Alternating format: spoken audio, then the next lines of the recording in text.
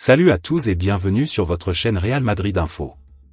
Voici une toute nouvelle vidéo dans laquelle nous allons parler de les dernières infos du Real Madrid. Voici les grands points nous allons développer. Premièrement, le sale coup des fans des Reds au Merengue.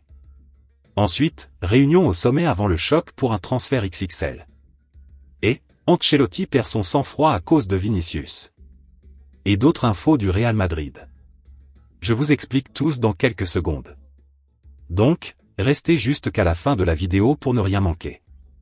Mais avant tout, abonne-toi si c'est la toute première fois que tu nous suis sur cette chaîne, et activez la notification afin d'être à la une de toutes nos vidéos d'actualité comme celle-ci, donc n'hésite pas à lâcher un gros pouce bleu et quitter votre commentaire.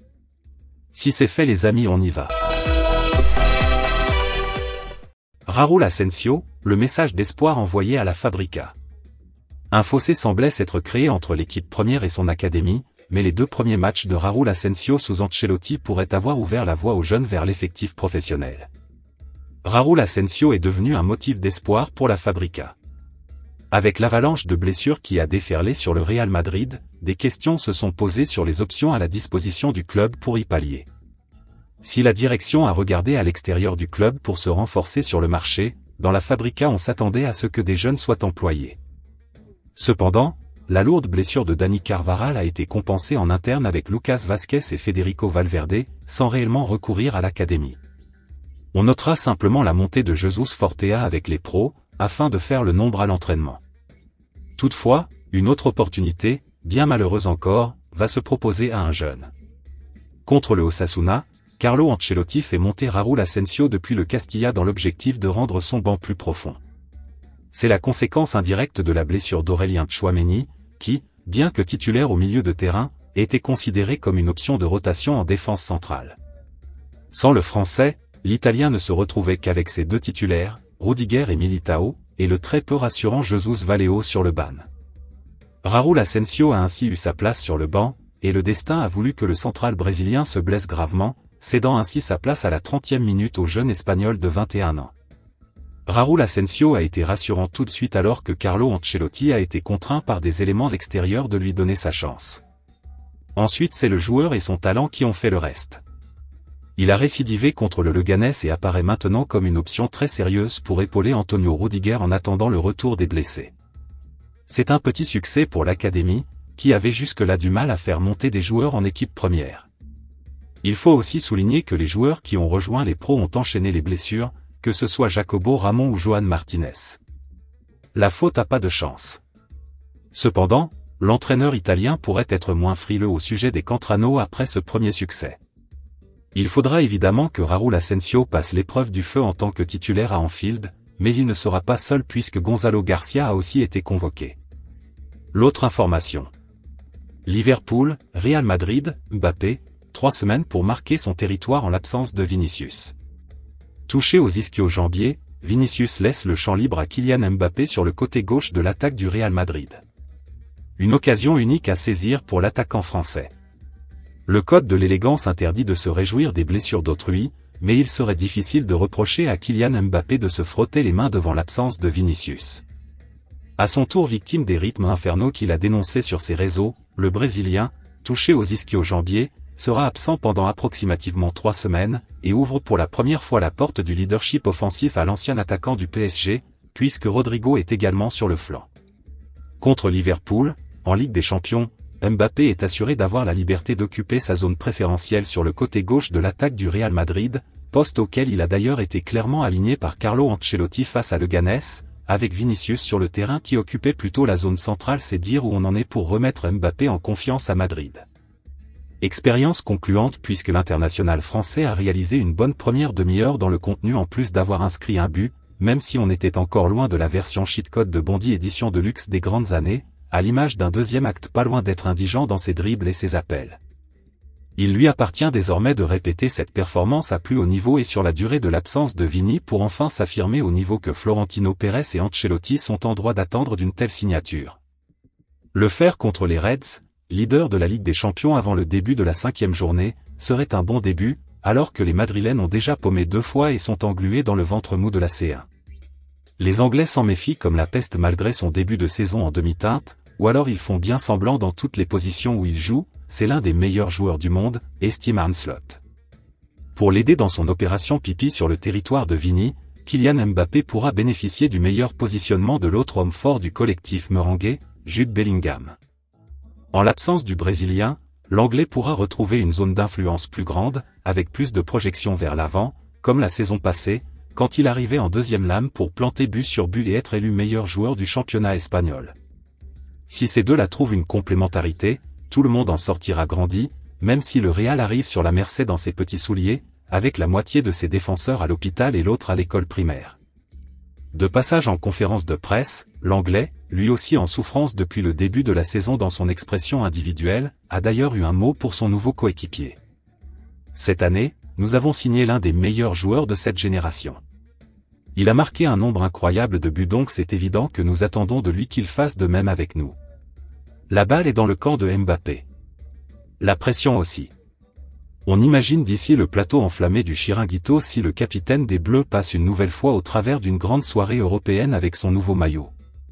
L'autre information. Le sale coup des fans des Reds au merengue.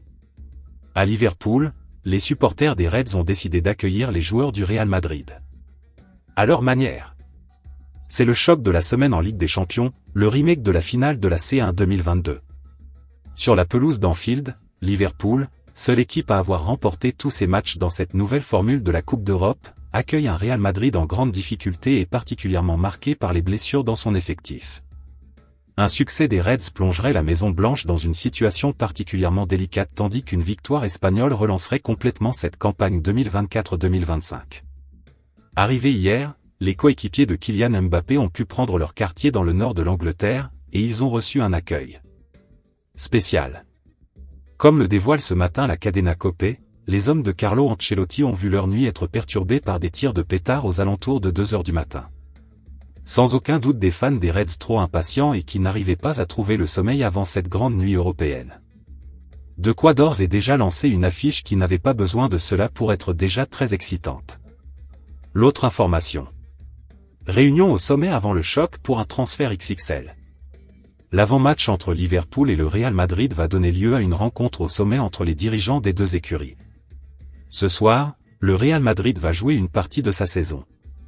Après des débuts compliqués dans cette nouvelle formule de la Ligue des Champions, les merengues pointent à une inquiétante 2e place au classement, avec seulement 6 points en 4 matchs.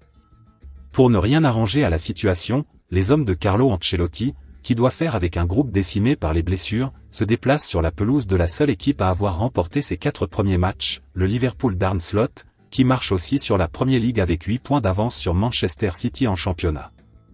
Un choc décisif sur le rectangle vert, et en coulisses. En effet, comme le dévoile le journal Marca, une réunion au sommet doit avoir lieu avant la rencontre entre les dirigeants des deux clubs avec un sujet capital, Trent Alexander-Arnold. La Maison Blanche, qui a besoin de recruter un défenseur droit pour pallier à la grave blessure de Dani Carvajal, rêve de faire signer l'international anglais, en fin de contrat au mois de juin dans le nord de l'Angleterre. Les Reds, qui pourraient craindre de le voir partir gratuitement l'été prochain, vont-ils ouvrir la porte à une vente dès l'hiver? Ou bien vont-ils tenter de le prolonger tout en tombant d'accord avec le Real Madrid pour un transfert en 2025? Des questions qui seront sur la table ce mercredi en marge d'un duel particulièrement excitant. L'autre information. Ancelotti perd son sang-froid à cause de Vinicius. En Espagne, l'entraîneur du Real Madrid Carlo Ancelotti est réputé pour être l'un des plus affables et amusants en conférence de presse. Une attitude qui explique pourquoi il se démarque autant lorsqu'il change de ton. Interrogé sur la blessure de Vinicius Junior, Ancelotti a montré un côté beaucoup plus dur. L'attaquant brésilien devrait manquer les 3 prochaines semaines en raison d'un problème aux ischio-jambiers. Mardi, on lui a demandé s'il n'aurait pas dû laisser Vinicius se reposer davantage. J'ai fait 1300 compositions, personne ne peut me remettre en question, a répondu l'Italien de manière assez directe. Selon Cadena Ser, cela s'explique en partie par les doutes internes au Real Madrid qui ont tendance à se retrouver dans la presse locale. Ancelotti a senti que chaque fois que les choses tournent mal ou que les résultats se dégradent, ses décisions sont immédiatement remises en question, malgré son succès. Ses propos lors de sa conférence de presse d'avant-match avant le choc contre Liverpool étaient sa façon de taper du poing sur la table pour son travail.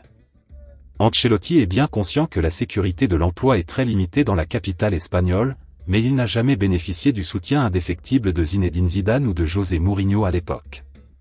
Des rumeurs persistent selon lesquelles le club pourrait bientôt remplacer Ancelotti par Xabi Alonso.